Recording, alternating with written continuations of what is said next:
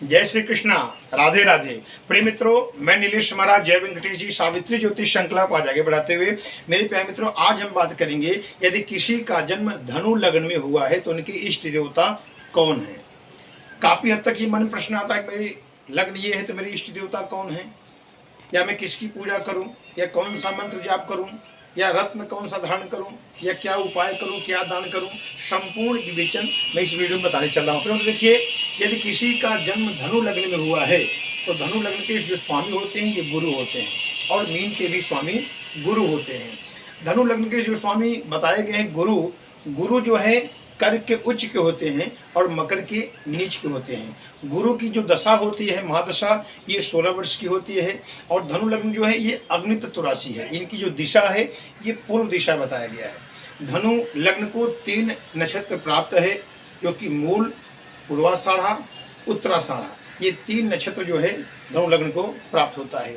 फिर देखिए, आपको मैं अद्भुत कुछ नियम बताने चल रहा हूँ। यदि आपका धनु लग्न है तो धनु लग्न के स्वामी गुरु हो गए। यदि गुरु और चंद्रमा आपके कुंडली में कहीं भी अगर एक साथ बैठे हों तो अद्भुत जो है गज केसरी राजयोग का निर्माण करता है। जो व्यक्ति ऊंचाइयों पर जाता है, जब गुरु चंद्रमा की महादशा आएगी तो व्यक्ति जीरो से हीरो बनता है, शिक्षक बनता है, उच्च पद पर नाम रोशन करता है, काफी ग्रोथ करता है, देश विदेश भ्रमण करता है। कंडीशन आपको ये देखना है कि गुरु और चंद्रमा की डिग्री 0 से 1 ना हो या 29 से 30 डिग्री ना हो, क्योंकि कोई भी ग्रह अगर 0 से 1 डिग्री है और 29 से 30 डिग्री तो उतना फल नहीं देता। लेकिन अगर चंद्रमा गुरु अच्छी स्थिति में है तो जब गुरु चंद्रमा की महादशा आएगी, अंतर्दशा आएगी, तो व्यक्ति काफी उच्च पद पे नाम रोशन करता है। दूसरा राज्य गुरु से क्या बनता है, यदि गुरु आपका उच्च का कुंडली में होकर बैठा हो, यानी कर्क राशि में बैठा हो, कहीं भी बैठा हो, या तो केंद्र भाव में बैठा हो, जैसे 1, 4, 7, 10 भाव में बैठा हो, पहला, चौथा, 7वां, 10वां घर में बैठा हो, ये हंस राजयोग का निर्माण करता है, जो अद्भुत राजयोग है। जब गुरु की महादशा आएगी तो व्यक्ति ऊंचाइयों पे जाएगा, उच्च पद पे नाम रोशन करेगा। तीसरा राजयोग बनता है गुरु से। यदि गुरु मंगल एक साथ होकर के कुंडली के 12 भाव में कहीं भी बैठे हो तो ऐसे व्यक्ति 99.5% टेक्निकल लाइन जाते हैं, सॉफ्टवेयर इंजीनियर बनते हैं, देश विदेश भी भ्रमण करते हैं। यदि आपका गुरु जहां बैठा हो कुंडली में, अगर गुरु से 7वें भाव में शुक्र बैठा हो तो ये अद्भुत राजयोग का निर्माण करता है। जब गुरु या शुक्र की जब महादशा आएगी, अंतर्दशा आएगी, तो व्यक्ति उच्च पद पे नाम रोशन करता है। वैसे गुरु को ज्ञान कहा गया है। जिसका गुरु अच्छी स्थिति में होगा, अच्छी डिग्री में होगा, अच्छे भाव बैठा होगा तो व्यक्ति शिक्षक बन सकता है, उच्च पद पे नाम रोशन कर सकता है, देश विदेश जा सकता है, काफी उच्च पद पे ग्रोथ करेगा। आज हम इस वीडियो में बताने चलेंगे, यदि आपका धनु लग्न में आपका जन्म हुआ है तो आपकी इष्ट देवता कौन है, या कौन सा मंत्र जाप करें, या क्या उपाय करें। यदि गुरु गड़बड़ स्थिति में है तो उसका उपाय मैं बताऊंगा। तो एक निवेदन है, यदि आप हमारे चैनल पर नए जो, चैनल को जरूर सब्सक्राइब करें। यदि मेरा वीडियो आपको अच्छा लगे तो आप अवश्य लाइक करें। आगे बढ़ते हैं। आज का जो मुख्य विषय है कि धनु लग्न में जिसका भी जन्म हुआ उसकी इष्ट देवता कौन है। प्रिय मित्रों, अपनी कुंडली आप देखेंगे, यदि पहले भाव में कुंडली का पहला घर है, यदि 9 अंक लिखा है तो समझ लीजिए आपका धनु लग्न में आपका जन्म हुआ है। कुंडली का 12 भाव होता है, ये पहला घर है। तो 1, 2, 3, 4, 5, 6, 7, 8, 9, 10, 11, 12, ये कुंडली का 12 भाव हो गया। पहला जो घर होता है व्यक्ति स्वयं होता है, यहाँ से हम सोचते हैं, बुद्धि, विचार, महत्वाकांक्षी, ये पहला भाव दिखता है। व्यक्ति स्वभाव कैसा है, व्यक्ति का सोच कैसा है। तो पहले घर में क्या लिखा है, 9 अंक लिखा है। तो धनु हो, इसके स्वामी हो गए गुरु। अब आप जो है प्रश्न चल रहा है कि आपके इष्ट देवता कौन है, तो इष्ट देवता कुंडली के 5म भाव से देखे जाते हैं। पहला व्यक्ति स्वयं हो गया, और 5म भाव देखिए, यहाँ देखेंगे धनु, मकर, कुंभ, मीन और मेघ। किसी का धनु लग्न है तो 5म भाव क्या हो गया, यहाँ 1 अंक यानी मेष आया। अब समझने की बात यह है कि 5म भाव से ही इष्ट देवता का विचार किया जाता है। यदि आपके 5म भाव में 1 अंक लिखा नहीं, हो गया मेष, और मेष के स्वामी हो गए मंगल। यदि किसी का धनु लग्न है तो उनके इष्ट देवता कौन हुए, यानी आपके हो गए श्री हनुमान जी महाराज। आप हनुमान जी की पूजा कर सकते हैं, मंगलवार का व्रत धारण कर सकते हैं, और मंगलवार के दिन आप जो है घर में सुंदरकांड भी कर सकते हैं। रोज हनुमान चालीसा का आप घर में पाठ करें, पंचमुखी हनुमत कवच पाठ करें। इससे आपका प्रबल जो है इष्ट देवता प्रसन्न हो गए और आप ऊंचाइयों पर जाएंगे। जिसका भी धनु लग्न है वो हनुमान जी की पूजा पाठ इत्यादि कर सकता है। आगे बढ़ते हैं। 9वां भाव, इसे बोलते हैं भाग्य भाव। यहाँ भाग्य भाव क्या है, सिंह, यानी 5 अंक है, सिंह लग्न हुआ, सिंह राशि। अब सरलता समझ लीजिए कि प्रथम भाव जो है व्यक्ति स्वयं है, 5म भाव से विचार बुद्धि ज्ञान का किया जाता है, और नवम भाव से भाग्य का विचार किया जाता है। हर व्यक्ति चाहता है कि मेरे जीवन में कितना भाग्यशाली बनूं, कितना आगे बढ़ूं, कितना ग्रोथ करूं। यहाँ देखिए नवम 5 अंक यानी हो गया सिंह, इसके स्वामी हो गए सूर्य। तो अगर आपका धनु लग्न है तो आप भगवान सूर्य की पूजा कर सकते हैं, सूर्य को अर्घ दे सकते हैं, माँ गायत्री का उपासक कर सकते हैं, माँ गायत्री का मंत्र जप कर सकते हैं। लेकिन गायत्री जो सात्विक हो, पूर्ण हो, वही जप सकता है। जो जनेऊधारी हो वही ये मंत्र जप सकता है। मैं ऐसा नहीं कर रहा हूँ नहीं जप सकते, सब जप सकते हैं, लेकिन ये विशेषता गायत्री मंत्र आप पूर्ण वेज हो, सात्विक भोजन करने वाले हो, जनेऊधारी हो, या आप तभी ये मंत्र जप करें, नहीं तो साइड इफेक्ट पड़ता है। तो आप सूर्य को जल दे सकते हैं, आप सूर्य को मजबूत कर सकते हैं, और गायत्री का भी आप मंत्र जाप उपासना कर सकते हैं।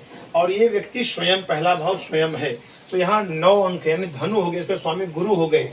अब गुरु के जो इष्ट देवता बताए गए हैं, भगवान नारायण विष्णु की आप पूजा कर सकते हो, दत्तात्रेय की आप पूजा कर सकते हो। आपके जो कुल गुरु हों, जिनको आप गुरु मानते हो, उनकी जितना आप सेवा करेंगे उतना अच्छा रिजल्ट आपको मिलेगा। क्योंकि आप स्वयं मजबूत जब तक नहीं बनेंगे तब तक व्यक्ति कोई कार्य कर नहीं सकता। तो पहला घर व्यक्ति स्वयं है, स्वयं अच्छे रहेंगे तभी हम कुछ कार्य कर पाएंगे। तो आपका धनु लग्न है, आप भगवान विष्णु की पूजा कर सकते हैं। ओम नमो भगवते वासुदेवाय इस मंत्र का आप जाप कर सकते हैं। एकादशी आप व्रत रख सकते हैं।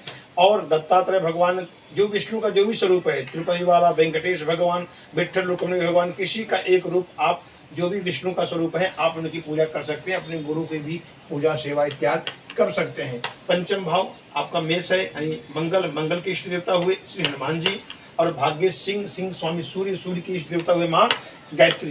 अब यहाँ समझने की बात यही, यदि आपका धनु लग्न है तो आप भगवान विष्णु की पूजा कर सकते हैं, हनुमान जी की पूजा कर सकते हैं, सूर्य की पूजा कर सकते हैं, और माँ गायत्री की पूजा आप कर सकते हैं। प्रिय मित्रों, थोड़ा और गहराई बता रहा हूँ, यदि आपका धनु लग्न है और गुरु का स्थिति अच्छी नहीं है, गुरु 0 से 1 डिग्री है, या गुरु 29-30 डिग्री है, या गुरु शत्रु के साथ बैठा हो, या गुरु 6, 8, 12 भाव में राहु के साथ बैठा हो, अच्छी स्थिति में न बैठा हो, तो आपको करना क्या चाहिए? गुरुवार के दिन पीला चीज आपको दान करना चाहिए। जैसे पीला दाल हो गया, पीला वस्त्र हो गया, पीला मीठा हो गया, ये सब आप दान करें।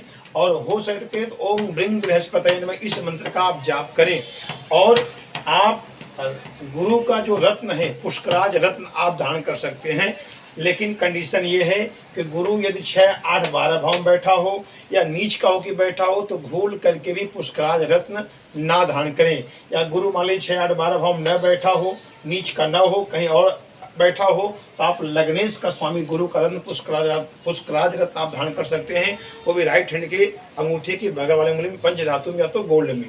आगे बढ़ेंगे। पंचम भाव जो है, यदि आपका मंगल, क्योंकि मेष है इसके साथ मंगल हुई, यदि मंगल गड़बड़ स्थिति में बैठे हो, मंगल की डिग्री 0 से 29-30 डिग्री है, आपको फल नहीं मिल रहा है, तो आप हनुमान चालीसा का पाठ करें। और गुरु जो है आप जो है मंगलवार का व्रत धारण करें। और जैसे हो गया आप लाल चीज, जैसे लाल मसूर हो गया, गुड़ हो गया, गेहूँ हो गया, कंबल हो गया, वस्त्र हो गया, ये सब आप दान चीज करें, और लाल मीठा इत्यादि सबको खिलाएं। और ओम अंगारकाय नमः इस मंत्र का आप जाप कर सकते हैं। और हनुमान जी का आप व्रत जरूर रहें, रोज हनुमान चालीसा का पाठ करें, पंचमुखी हनुमत कवच का पाठ करें, सुंदर कांड का पाठ करें।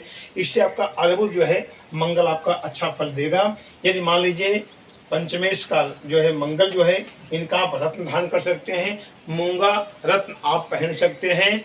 आपको राइट हैंड के कानी वाले अंगुली के बगल में पहनना है, पंच धातु या तो सोने में। लेकिन कंडीशन आप क्या रखना है कि मंगल 6, 8, 12 भाव में न बैठा हो, या मंगल नीच का होकर न बैठा हो, कहीं और बैठा हो, तो आप धारण कर सकते हैं पंचमेश का मूंगा। आगे बढ़ते हैं। भाग्येश देखिए 5 अंक इसके स्वामी सूर्य हैं।